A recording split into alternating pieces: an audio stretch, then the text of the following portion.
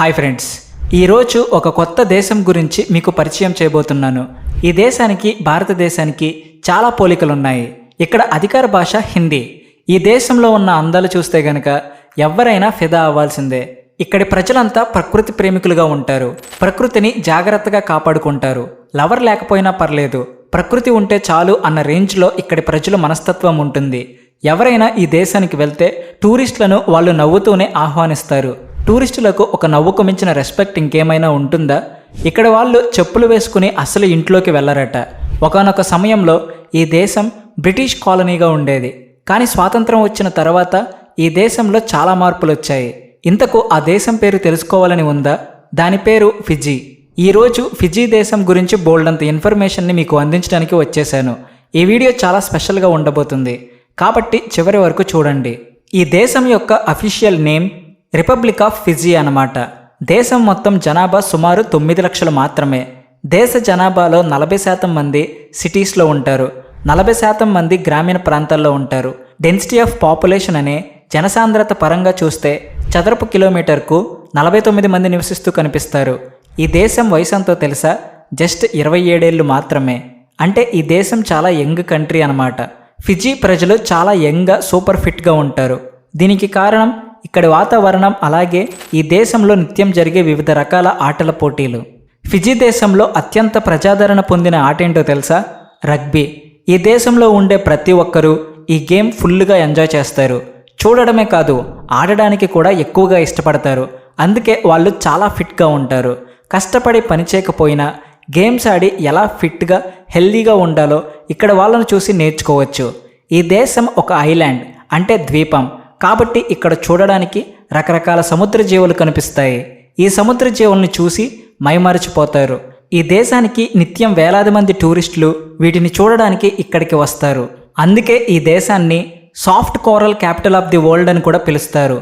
Coral అంటే పగడపు అని అర్థం.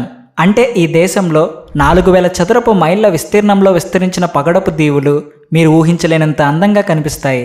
వాటిని చూస్తే మీరు అక్కడి నుంచి ఎక్కడికి వెళ్ళాలని అనిపించదు. ఇక ఫిజీ విద్యా విధానం సింప్లీ సూపర్గా ఉంటుంది. ఇక్కడ ప్రతి ఒక్కరూ పాఠశాలకు ఖచ్చితంగా వెళ్లాల్సిందే.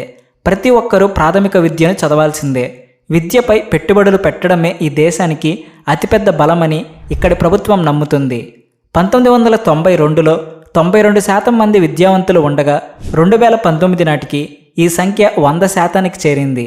ఇది నిజంగా పెద్ద అచీవ్మెంట్ అని చెప్పొచ్చు. ఇక్కడి ప్రజల్లో చాలా మూఢనమ్మకాలు ఉన్నాయి. ఎవరింటి ముందున్న నిమ్మకాయ కనిపిస్తే అది చాలా అశుభమని నమ్ముతారు. పని మీద బయటకు వెళ్ళేటప్పుడు ఎవరైనా తుమ్మితే గనక వాళ్ళు కాసేపు ఆగిపోయి ఆ తర్వాత పని మీద వెళ్తారు. అందుకే ఫిజీకి మన దేశానికి పెద్దగా తేడా లేదు అని వీడియో ముందరే మనం చెప్పుకున్నాం. ఫిజీలో ఇంగ్లీష్, ఫిజియన్, హిందీ అనే 3 అధికార భాషలు మాట్లాడతారు. ఇక్కడ ఎవరైనా హలో అని చెప్తే అందరికీ అర్థమయ్యే హిందీలో కూడా రిప్లై అవ్వచ్చు. ఇంగ్లీష్ కూడా ఇక్కడ బాగా మాట్లాడుకుంటారు. ఆ భాషలో అయినా కూడా రిప్లై ఇవ్వచ్చు. ఇండియా నుంచి ఎవరైనా టూరిస్టులు ఫిజీకి వెళ్తే గనక వేరే కంట్రీకి వెళ్ళామని ఎవ్వరూ అనుకోరు. చోటా భారత్కి వచ్చామని ఫీల్ అవుతారు. అంటే ఫిజీ చోటా భారత్ అని పిలుచుకోవచ్చు అని అర్థమవుతుంది. ఫిజీ ఒకప్పుడు బ్రిటిష్ కాలనీగా ఉండేది. ఆ సమయంలో వేలాది మంది భారతీయ కూలీలను ఇక్కడికి తీసుకువచ్చి చెరుకు తోటల్లో పనిచేయించేవాళ్ళు. అది కూడా కాంట్రాక్ట్ బేసిస్. అంటే 5 ఏళ్ళు ఉంటుంది ఈ కాంట్రాక్ట్. ఆ టైం పూర్తయ్యాక కూలీలు వాళ్ళ సొంత ఖర్చులతోనే తిరిగి తమ దేశానికి పంపించేసేవాళ్ళు. కాంట్రాక్ట్ టైం పూర్తయ్యాక మరో 5 ఏళ్ళు పనిచేస్తే ఫైనల్గా 10 ఏళ్ల తర్వాత బ్రిటిష్ వాళ్ళే తమ నౌకల ద్వారా భారతదేశానికి పంపించేవాళ్ళు. అందుకే చాలామంది కార్మికులు 10 ఏళ్ల పాటు పనిచేయడానికి ఇష్టపడేవాళ్ళు. కానీ అన్నేళ్ల పాటు ఫిజీలో ఉన్నాక తిరిగి భారతదేశానికి రావడానికి ఇంట్రెస్ట్ చూపించేవాళ్ళు కాదు. అలా చాలామంది ఫిజీలోనే సెటిల్ అయిపోయిన వాళ్ళే ఎక్కువగా ఉండేవాళ్ళు. 1920 నుంచి 1930 మధ్య వేలాది మంది భారతీయులు ఇండియా నుంచి వెళ్ళి ఫిజీలో సెటిల్ అయిపోయారు. అందుకే అక్కడ ఇండియన్ కల్చర్ డెవలప్ అవడంతో చోటా భారత్గా మారిపోయింది.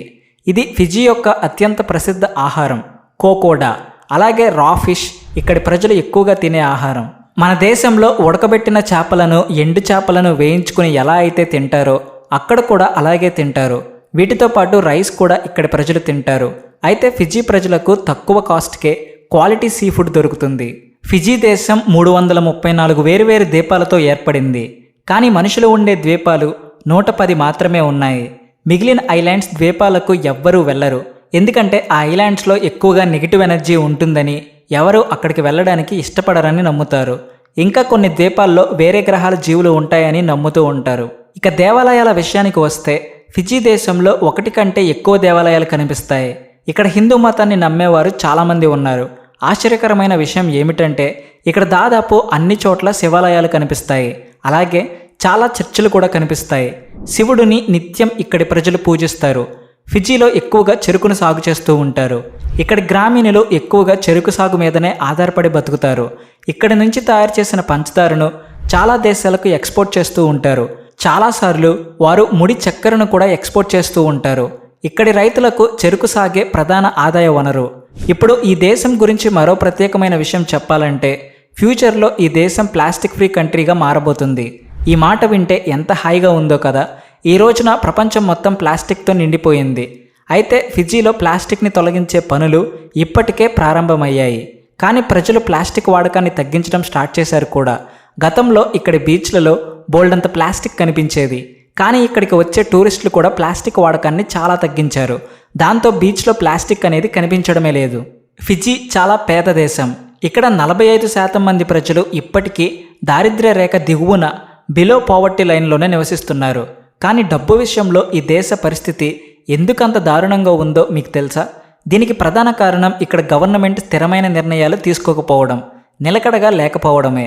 సామాజిక సహాయం అంటే సోషల్ అసిస్టెన్స్, అనధికారిక గృహ నిర్మాణం అంటే ఇన్ఫార్మల్ హౌసింగ్, ప్రకృతి వైపరీత్యాలు అంటే న్యాచురల్ కలామిటీస్ కారణంగా ఇక్కడి ప్రజల పరిస్థితి చాలా అధ్వానంగా ఉంటుంది.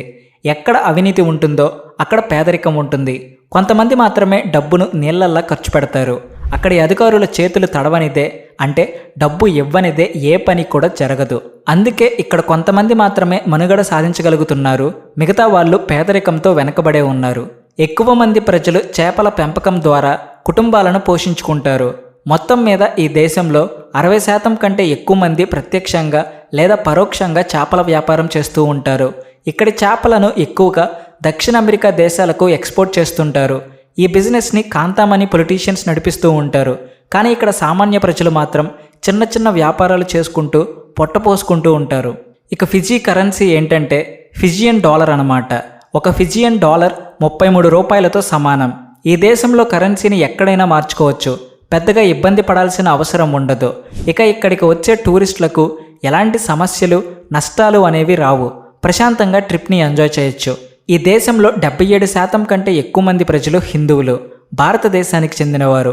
అందుకే ఇక్కడ హిందుస్థానీ ఫుడ్ బాగా దొరుకుతుంది. చాలా రుచిగా కూడా ఉంటుంది. ఇక్కడ సమోసాలు, జిలేబీ, చేపల కూర వంటి అన్ని రకాల ఫుడ్ ఐటమ్స్ ఇక్కడ దొరుకుతాయి. కాబట్టి ఫిజీ వెళ్ళే వాళ్ళు ఫుడ్ విషయంలో పెద్దగా ఇబ్బంది పడే పరిస్థితి ఉండదు. ఇక్కడి ప్రజలు ఎంత పేదరికాన్ని అనుభవిస్తున్నా కానీ వారి ముఖాల్లో చిరునవ్వు ఎప్పుడూ మిస్ కాదు. అలా నవ్వుతూనే ఉంటారు. ఇక్కడికి వచ్చే టూరిస్టులని ఎంతో ప్రేమతో చూసుకుంటారు. లో బడ్జెట్లో లో కాస్ట్ ఫుడ్తో రిచ్ ట్రిప్ అని మన భాషలో చెప్పొచ్చు. మన భారత్లో టీ తాగని వాళ్ళు, టీని ఇష్టపడిన వాళ్ళంటూ ఎవరు ఉండరు. ఫిజీలో కూడా సేమ్ ఇలానే ఉంటుంది. ఫిజీలో టీ బాగా పాపులర్. కానీ మనలాగా పాలతో తయారు చేసిన టీ తాగరు.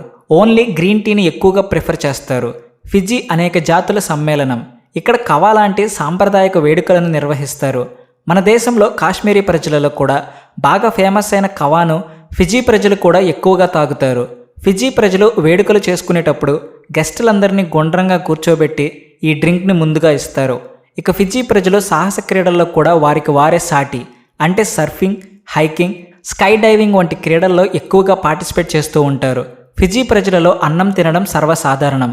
మీకు ఇక్కడ బియ్యం నచ్చకపోతే ఇబ్బందులు తప్పవు. ఎందుకంటే ఇక్కడ రొట్టెలు తినేవారిని వ్యాధిగ్రస్తులుగా భావిస్తారు.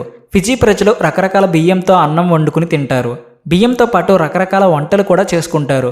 ఫిజీలో పుష్కలమైన అడవులు, ఖనిజాలు, జల వనరులు ఉన్నాయి. అందుకే పసిఫిక్ మహాసముద్రంలోని ఉండే ఐలాండ్లోని ప్రజలంతా ఫిజీని మోస్ట్ డెవలప్డ్ కంట్రీగా భావిస్తారు. ఇక్కడి అతిపెద్ద విదేశీ మారకద్రవ్య వనరులు, tourism, sugar export business. Fiji ద్వీపాల అందాలను చూడడానికి ప్రపంచవ్యాప్తంగా ఎంతోమంది టూరిస్టులు ఇక్కడికి వస్తూ సందర్శిస్తూ ఉంటారు. మీరు భారతీయులైతే గనక ఫిజీకి వెళ్ళడానికి మీకు వీసా కూడా అవసరం లేదు. వీసా లేకుండా 120 రోజుల వరకు ఫిజీలో హ్యాపీగా ట్రిప్కి వెళ్ళి రావచ్చు. ఇక ఫిజీలో పెళ్ళిళ్ళు ఎలా ఉంటాయో తెలుసా? ఫిజీలో పెళ్లి సంబంధం కుదిరితే గనక అమ్మాయిని పెళ్లి చేసుకునే యువకుడు వేల్ చేప యొక్క దంతాలను తీసుకొచ్చి అమ్మాయి తండ్రికి ఇచ్చి తన ధైర్యాన్ని ప్రూవ్ చేసుకోవాలన్నమాట. ఈ వింత సాంప్రదాయం చాలా ఏళ్లుగా ఇక్కడ కొనసాగుతుంది. ఒక్కసారి మీరు కూడా ఆలోచించండి, ఇదే సాంప్రదాయం మన దేశంలో వస్తే ఏమవుతుందో తెలుసా? సగం మంది అబ్బాయిలు బ్యాచిలర్స్గా ఉండిపోవాల్సిందే. ఊహించుకుంటే భలే ఫన్నీగా ఉంది కదా. కానీ ఫిజీ సాంప్రదాయం అది. మరి ఫిజీ గురించి మీరేమనుకుంటున్నారో కామెంట్ సెక్షన్లో చెప్పండి. వీడియో నచ్చితే ప్లీజ్ లైక్ అండ్ షేర్. అలాగే మా ఛానల్లో మీ ఫ్రెండ్స్ అండ్ ఫ్యామిలీ మెంబర్స్కి కూడా షేర్ చేయండి. Thanks for watching.